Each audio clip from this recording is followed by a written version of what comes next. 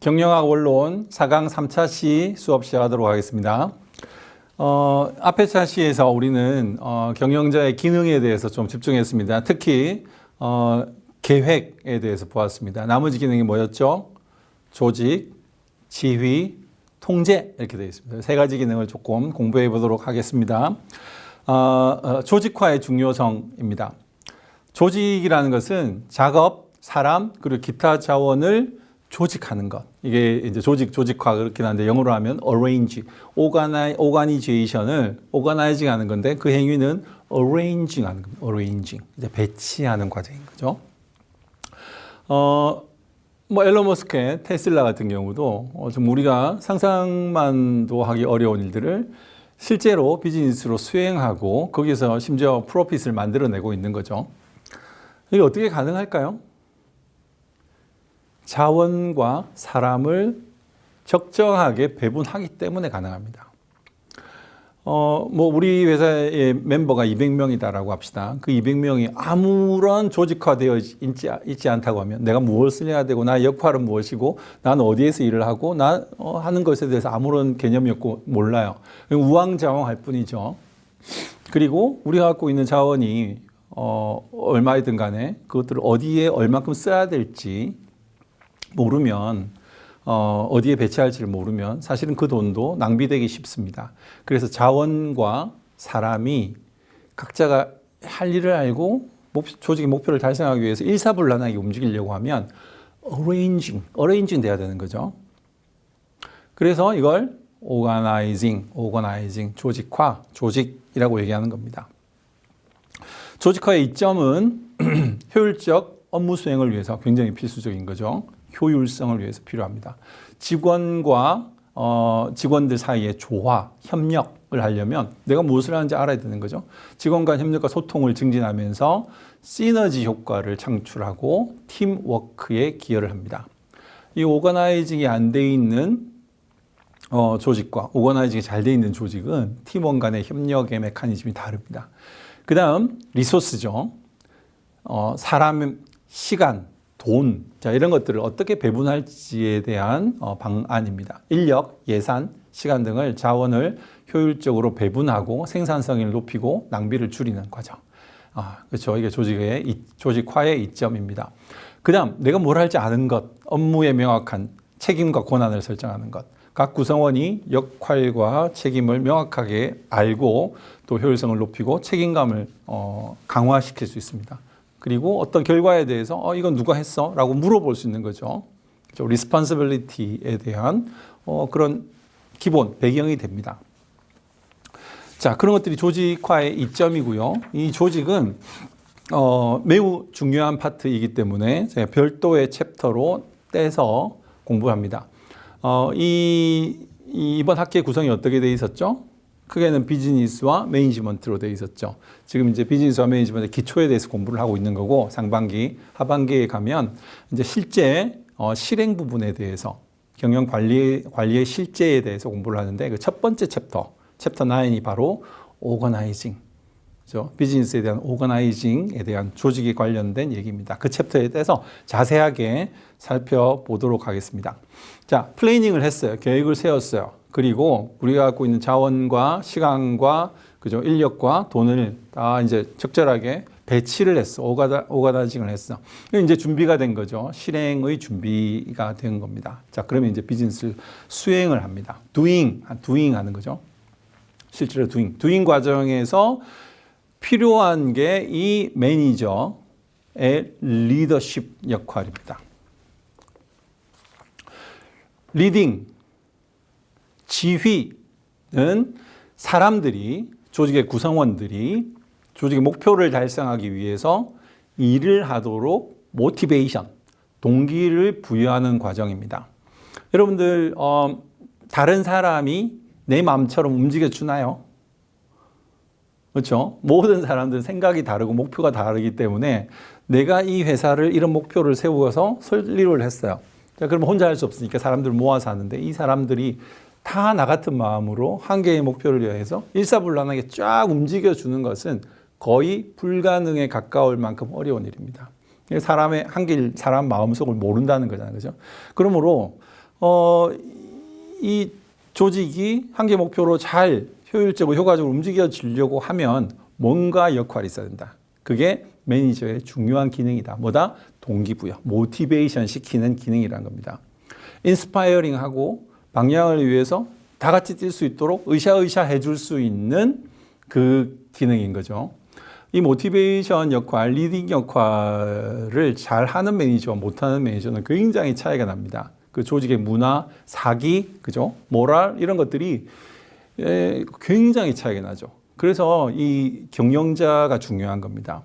이런 스킬 있고 리더십이 있는 경영자가 그렇지 않은 기업에 들어가면 그 기업은 변화합니다. 마치 밀가루 반죽에 누룩이 들어간 것처럼 엄청난 변화를 일으키는 거죠.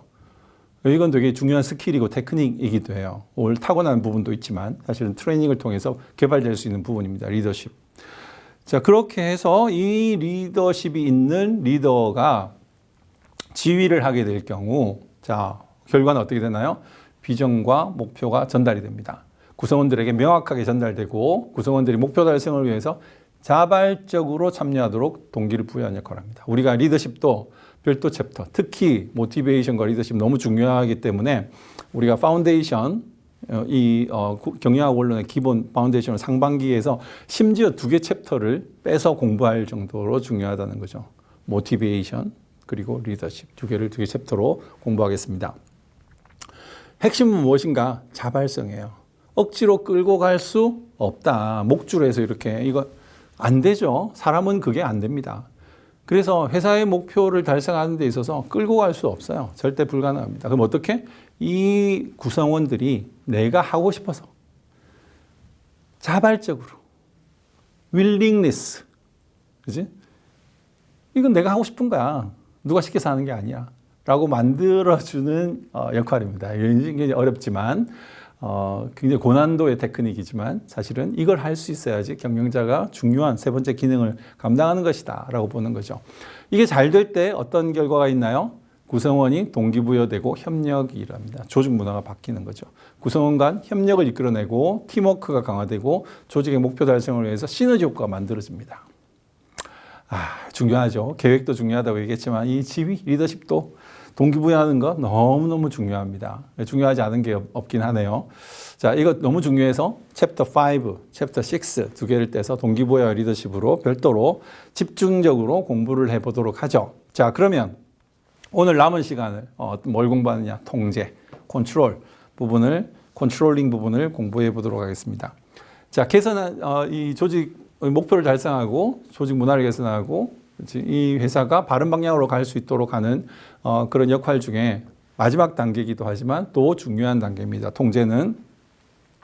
자, 마지막으로 경영자의 기능 중 4번째 기능입니다. 통제 과정 중심으로 한번 남은 시간 공부해 보도록 하겠습니다. 통제 컨트롤링은 이런 4가지 순서로 진행이 됩니다. 목표 달성을 위한 성과 모니터링 및 조정 이렇게 되는 거죠. 자, 첫 번째로 표준 설정, 두 번째 성과 측정, 세 번째 성과 비교 및 분석, 네 번째 수정 조치의 실행. 자, 이렇게 되는 거죠. 표준 설정 부분입니다. 목표 달성을 위한 기준과 척도를 정의합니다. 그래서 두 번째 성과 측정은 설정된 표준에 따라 실제 성과를 측정합니다. 세 번째 측정된 성과를 표준과 비교하여 분석합니다. 네 번째, 분석 결과를 토대로 개선 방안 마련하고 실행합니다. 이게 조금 업스트랙트하게 되어 있지만, 자, 요걸 보면은 조금 더 구체적으로 이해하는 데 도움이 됩니다. 이걸 뭐라고 부르나요? 여러분들 거실에 보면 다 하나씩 달려 있죠. 건물마다 그 방의 실내 온도를 조절하는 장치로 보일러와 연결되어 있습니다. 서머스타트라고 하는 겁니다. 그래서 이 화면, 거실에 붙어 있는 화면에다가 어떻게 하나요, 여러분? 내가 원하는 목표 템퍼리처, 기온, 실내 기온을 설정하는 거지. 요즘 겨울에 좀 추우니까 뭐 20도 이상 이렇게 설정하는 집들이 많겠죠. 자, 설정을 해놓습니다. 자, 그러면 그게 목표의 설정이에요. 그 다음 단계가 뭔가요? 그 다음 단계에는 이 기계가 뭘 합니까? 실내 온도를 측정을 해요, 실제로. 메이저링, 측정합니다. 그래서 20도가 나왔죠. 그 20도보다 기온이 좀 높으면 오케이. 목표 달성했네. 더 높네. 그러면은 20도에 도달할 때까지는 아무 일도 안 하고 있는 거지. 대신에 20도보다 실내 기온이 더 낮게 나왔어요. 창문을 열어놨거나 했어. 그러면 겨울이 춥겠죠. 18도, 17도에 떨어지겠죠. 실내가 공기가 아주 차가워질 겁니다. 그러면 얘가 측정을 해요. 17도네. 아이고, 응? 목표는 20도인데 실제는 70도야, 17도야 라고 인식을 하는 거지. 그 갭을 알게 되는 겁니다. 그러면 그 갭을 파악하는 즉시 어떻게 되죠? do something 하는 거지. 그 갭을 fill하기 위해서. 그렇지? fill하기 위해서 do something 합니다. 어떻게? 보일러에다가 명령을 내리는 거지. 보일러를 돌려. 그럼 보일러가 웅 하고 돌겠죠. 그럼 그게 바닥이 뜨거워지면서 기온이 올라갑니다. 18도, 19도 이렇게 올라가지. 계속 움직입니다. 어디까지? 20 목표가 달성될 때까지. 달성이 되었어요. 그죠? 달성이 되면 오케이 됐어. 이제 목표 달성돼서 스톱해. 라고 또 명령을 내리는 거죠. 자, 요런 과정을 반복을 합니다. 서머스타트가 기업의 통제 과정도 마찬가지입니다. 우리가 플래닝 과정을 통해서 목표를 세웠죠.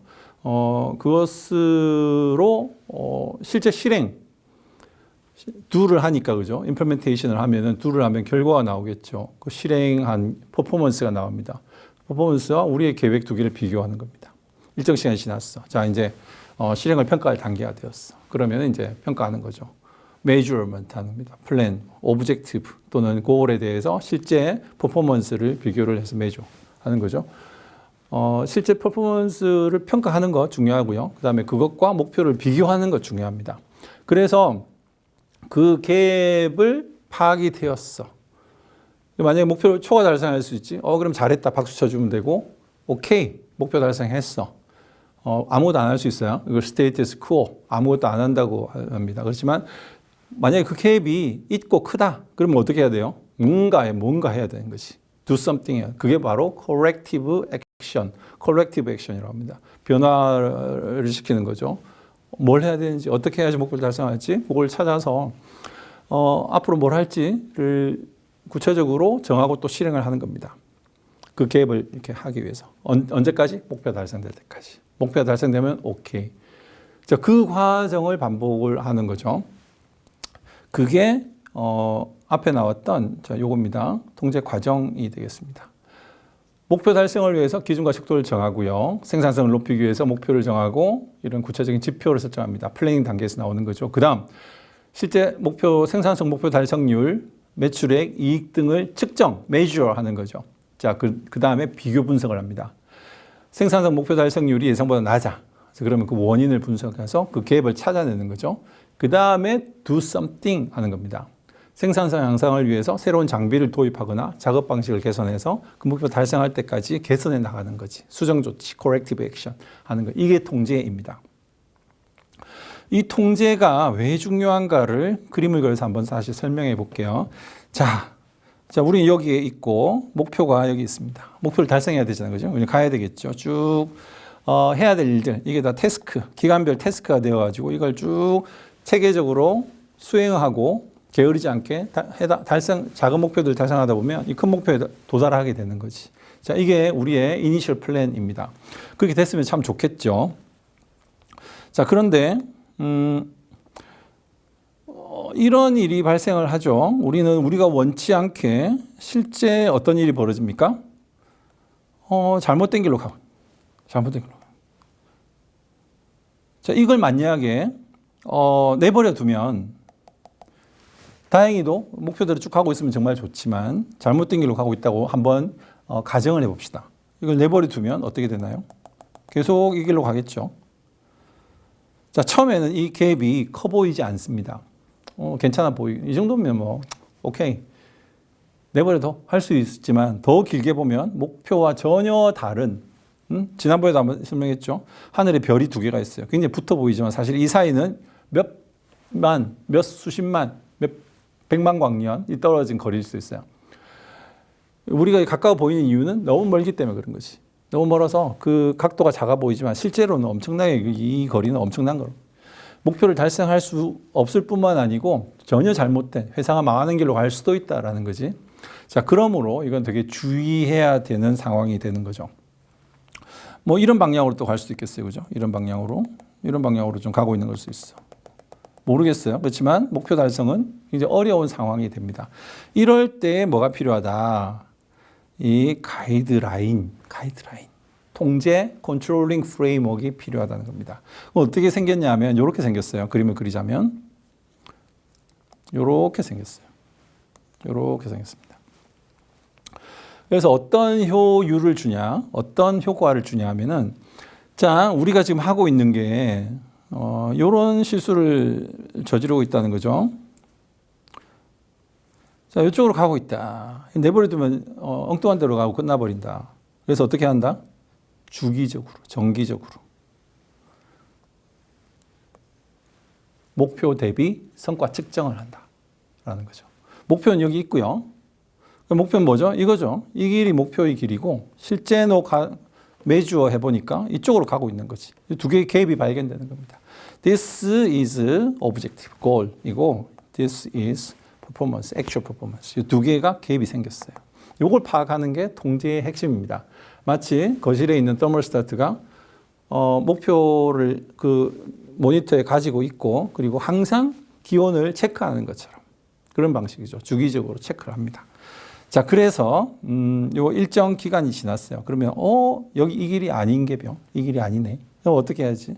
컬렉티브 액션. 그렇죠? 목표를 달성해 잘 가고 있어. 그럼 오케이. 스테이터스 코. 계속해. 잘못된 길로 갈 경우에 이게 파악이 되면 메이저가 되면 컬렉티브 액션을 하는 겁니다. 어떻게 할까요? 방향을 수정합니다. 어디로? 이렇게 가야지 목표 달성되겠죠. 이 길로 수정을 합니다. 근데 실제로 어떨 수 있어요? 실제로는 잘못된 길로 또 갈 수도 있어. 엉뚱한 길로. 내버려두면 또 이렇게 하겠죠. 자, 그럼 어떻게?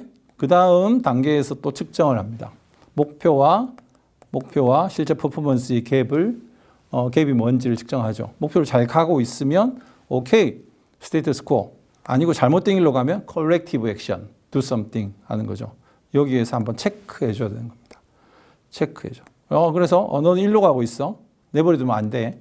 이쪽 방향으로 correct, 개선 방안을 수립하고 다시 목표로 잘 갈 수 있도록 액션을 취하는 거죠. 이쪽으로. 그래서 가다 보면 여기로 가겠죠. 목표로 가겠죠. 잘하고 있으면 오케이. 아니고 만약에 또 이쪽으로 가고 있다. 그러면 또 틀렸네. 다시 또 개선, 컬렉티브 액션. 그래서 통제는 한 번으로 끝나는 과정이 아닙니다. 지속적인 measure 과정과 compare 과정을 통해서 순차적으로 목표로 수렴해 갈 수 돕는 거죠. 그래서 최종적으로 결과는 어떻게 될까요? 전체 그림을 한번 그려보면 이렇게 될 것 같아요. 자, 여기로 갔죠? 여기로 갔죠? 또 여기로 갔죠? 여기로 측정하면서 점점 목표에 수렴됩니다. 그래서 전혀 엉뚱하게 여기에서 끝나지 않도록 하는 가이드라인, 세이프티 메저가 되는 거지. 통제 프로세스도 통제 기능도 굉장히 중요하다는 걸 알겠죠. 경영자는 이 일을 할 수 있어야 됩니다. 이 일을 하는 것이 경영자입니다. 목표를 세우고 실제 실행하고 동기부여도 하는데 그 결과와 목표를 비교하지 않고 끝난다면 아무도 뭐가 잘못됐는지 모르겠죠. 잘못되어 있다 하더라도. 다행히도 잘 가면 좋아. 그렇지만 뭐가 잘못됐는지, 잘하고 있는지, 잘못되고 있는지를 평가하고 개선하는 과정은 굉장히 필요하다는 거죠. 여러분 이제 중간고사도 치고 기말고사도 치고 이제 여러 수업들을 들으면서 평가를 받을 텐데 매번 여러분이 계획을 하고 자원과 시간을 잘 배분하고 여러분이 갖고 있는 그리고 스스로를 동기부여시켜서 뭔가 좋은 퍼포먼스를 내야 돼요. 그렇지만 한 학기 끝에 도달했을 때 여러분들 여러 개 수업을 듣고 시험을 치면 결과가 나오겠죠. 숫자로 나와요. 숫자로. 평점 몇 점 이렇게 나옵니다. ABCD로 나옵니다. 그것과 내가 학기 초에 계획하고 잡았던 목표를 비교를 하는 걸 거쳐야 돼요. 매 학기 이걸 하셔야 돼요. 매년, 매 학기 이걸 하셔야 돼요. 그래서 과연 내가 목표를 달성하고 있는지 만약에 나의 목표가 3.5였는데 3.2밖에 안 됐네. 그러면 그 0.3은 왜 때문에 생긴 건지에 대해서 경각심을 가지고 이유를 찾아내셔야 된다는 거지. 그래야지 그 다음 학기는 3.5, 그 다음 학기는 또 목표를 높여서 3.7, 3.8 점점 개선이 된다는 거지. 그 통제 과정, 컨트롤링, 나의 목표가 달성되고 있는지 잘못 가고 있는지에 대한 인식이 없으면 산으로 가는 거죠. 안드로메다에서 끝나는 겁니다. 특히 수익, 효과성과 효율성을 목표로 하는 기업들은 모든 퍼포먼스에 대해서 메저하고 목표와 비교해서 컴페어해서 점점 수정해 나가는 과정을 반드시 거쳐야 됩니다. 이걸 누가 한다? 경영자가 한다. 경영자가 한다. 경영자의 핵심적인 롤이다. 그지? 이렇게 설명을 할 수 있을 것 같습니다. 자, 그러면 통제가 어떤 건지, 통제의 효율성, 통제의 이점, 통제의 중요성 다 이해하시겠죠, 그죠? 자, 그러면 이걸 한번 우리의 경력 개발에 한번 적용해 볼게요. 네 가지 경영자의 기능이 뭐였나요? Managerial function. 자, 계획, 조직, 지휘, 통제잖아요, 그죠? 이걸 우리 경력에 한번 대입을 해 보겠습니다. 개인 목표 및 경영 목표를 설정하는 거지. 그러니까 나는 비전과 미션을 가지고 단기, 중기, 장기적으로 나는 어떤 커리어를, 경력을 개발해 나가겠다. 아까 얘기했던 스왓 분석 굉장히 도움이 되는 툴이 되겠죠. 이걸로 나의 강점과 약점 그리고 환경을 이해를 하고 분석한 다음에 그걸 가지고 계획을 세울 수 있어요. 불확실한 미래가 상당히 줄어들고 문제점들이 보입니다. 내가 뭘 개선해야 될지 태스크들이 보여요. 자, 그러고 나면 내가 갖고 있는 시간, 내가 갖고 있는 자원, 그지? 나의 역량, 뭐 이런 것들이 한정적이잖아요. 그죠? 그것들을 어떻게 배치하고 무엇을 해 나갈 것인지에 대해서 이 자원을 어떻게 활용할 것인지, arrange 할 건지를 생각해 보는 겁니다. 자원을 효과적으로 배치하고 학습, 경력 개발 활동을 설계해 나가는 거죠. 이게 조직 단계가 되겠습니다. 기업에서 하는 것처럼 내 개인에게도 이걸 적용할 수 있다는 거죠. 그 다음, 이제 지휘, 개인 비전, 미션을 기반으로 자기 동기 부여하고 스스로에게 동기부여를 하고 또 필요하면 주변과 협업을 하고 하면서 이것들을 리딩해 나가는 과정입니다. 동기부여하고 리더십을 발휘하고 스스로에 대해서 나를 이끌어 나가는 거죠. 그러면 이제 퍼포먼스가 나오죠. 결과가 나오겠죠. 시간이 지나면서. 자, 그러면 그 퍼포먼스와 초기의 목표를 계속 비교하는 겁니다. 경력 진행 상황을 모니터링하고 내가 1년이 지나고 2년이 지나고 했는데 내가 원하던 길로 가고 있는가? 아니, 뭔가 잘못된 길로 가고 있다면 어떻게 해야 되는가? 이거 어떤 개선 조치가 필요한가? 어떻게 바꾸어 나가야 될 것인가? 내 마음의 문제인가? 환경의 문제인가? 또는 리소스의 문제인가? 이런 것들을 파악을 하는 것이. 그러면 방법이 나오는 거야. 예, 현실을 인식하면, 상황을 인식하면 방법이 나오게 되어 있습니다. 그래서 모니터링하고 목표를 수정하고 하는 것들을 할 수 있죠. 작게, 굉장히 좁게 얘기해 보자면 여러분들이 이제 해야 되는 퀴즈라든지 또는 중간고사, 기말고사 이런 것들에도 해당이 됩니다. 그렇죠? 여러분들이 점수 목표를 정하고 그 목표를 달성하려면 어느 정도의 노력, 어떤 일을 해야 되는지를 알아야 되는 거죠. 그럼 계획을 세우는 거죠. 그 계획이 내가 완전히 할 수 없는 계획을 세울 수는 없어요. 그죠? 할 수 있는 정도 범위에서. 나의 자원, 나의 시간, 나의 능력 범위 내에서 구체적인 계획을 세우고 그 계획을 실행하기 위해서 나는 얼마만큼의 시간을 할애해야 되고 얼마만큼의 자원이 필요하고, 그죠? 해야 될 건지를 배치를 하는 거죠. 공부방 어디에서 몇 시간 공부를 하겠다. 수요일이 시험이다. 그럼 월화 어떻게 시간을 배분해서 거기에 투입하겠다. 조직, 오거나이징 하는 거예요. 그러고 나서 스스로 동기부여하는 겁니다. 내가 좀 지치고 하기 싫고 귀찮고 하더라도 나의 노력만큼 결과가 나올 것이라는 걸 믿고, 그죠? 스스로 동기부여하고 셀프 모티베이션 하고 잠 오면 가서 찬물로 세수하고 와서 다시 하고 그런 열심히 있는 모습. 나를 지휘하는 거죠. 나를 리딩하는 거죠. 그러나 시험을 쳤어. 최선을 다했어. 그렇죠? 목표 달성될 수도 있고 아닐 수도 있어요. 그러면은 왜 이 과목에서 내가 교수님이 문제가 너무 엉뚱한 문제가 나와서 그런지, 내가 중요한 점을 잘 못 찾아서 그런지, 자원의 투입이 잘못돼서 그런지, 시간 배분을 잘못했는지 그런 이유들을 이제 파악해 나가는 겁니다. 의미 없어 보이지만 이미 결과가 나왔는데 무슨 소용이야? 아니죠. 시험은 또 반복되고 다음 기말고사, 내년 다른 과목 계속 반복적으로 있게 되어 있어요. 대학을 졸업하도 계속 이 과정의 반복입니다. 그래서 다음을 기약하는 차원에서 이번에 왜 잘못됐는지 아는 것은 굉장히 중요해요. 그래 개선됩니다. 작은 실패들이 모여서 컴파운딩 돼서 성공이 되는 거죠. 그래서 이 모니터링이 필요한 거예요. 그래서 이 과목에서 내가 원하는 성적이 왜 안 나왔나 아셔야 돼요. 그 컨트롤링 하는 겁니다. 작게는 그런 식으로, 크게는 여러분 경력 전체로 기업들이 하는 것처럼 여러분들에게도 이런 것들을 적용해 보는 노력, 과정은 필요하다. 그렇게 생각을 합니다. 오늘 배운 내용을 한번 요약해 보겠습니다. 경영 관리의 본질, 관리자의 역할과 의사결정. 관리자는 문제를 식별하고 대안을 평가하고 해결책을 선택하고 이를 실행 평가하는 문제 해결자가 관리자이다. 그 데일리 베이스의 문제 해결이 어떤 사이클을 통해서 이루어지나요? 플래닝, 오거나이징, 리딩, 컨트롤링. 그죠? 계획, 조직, 그다음에 지휘 통제, 이걸로 조직의 목표를 효과적으로 효율적으로 달성하게 됩니다. 효율적이라는 것은 자원을 전략, 인풋 대비 아웃풋, 아웃풋 대비 인풋을 얘기하는 것이고, 효과성은 올바른 목표, do the right thing을 설정하고 이를 달성하는 것을 말합니다. 계획과 전략적 사고, 관리자는 플래닝 얘기를 집중했었죠. 비전과 미션을 기반으로 목표, 오브젝티브 또는 고als 설정하고 다양한 분석 방법을 통해서 그리고 단계적 계획을 통해서 이를 실현하게 됩니다. 계획의 이점들 잘 기억하시겠습니다. 자, 그리고 마지막으로 통제에 대해서 얘기했습니다. 관리자는 성과를 모니터링하고 목표와 비교하여 필요시 교정 조치를 취하여 조직의 목표를 달성을 지원합니다. 중요한 경제적 기능 중에 두 가지였고요.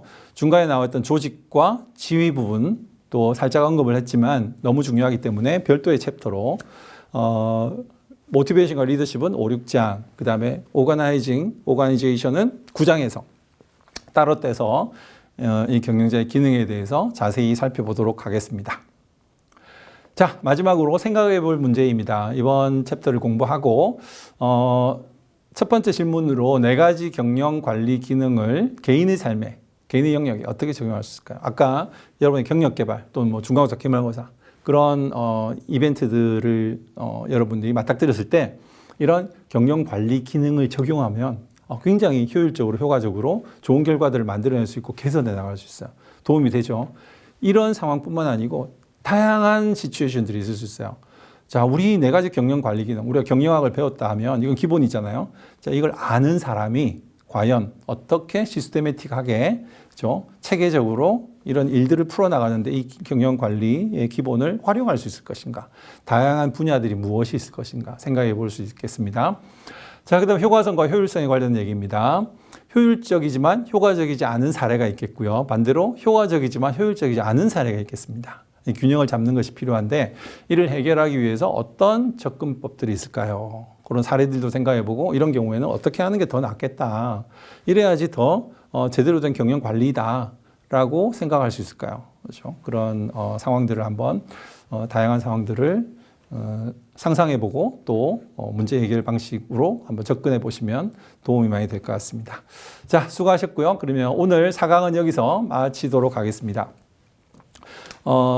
다음 주에는 아까 말씀드렸던 지휘 파트입니다. 리딩 파트에서 모티베이션과 리더십 5장, 6장 연결해서 좀 더 자세히 살펴보도록 하겠습니다.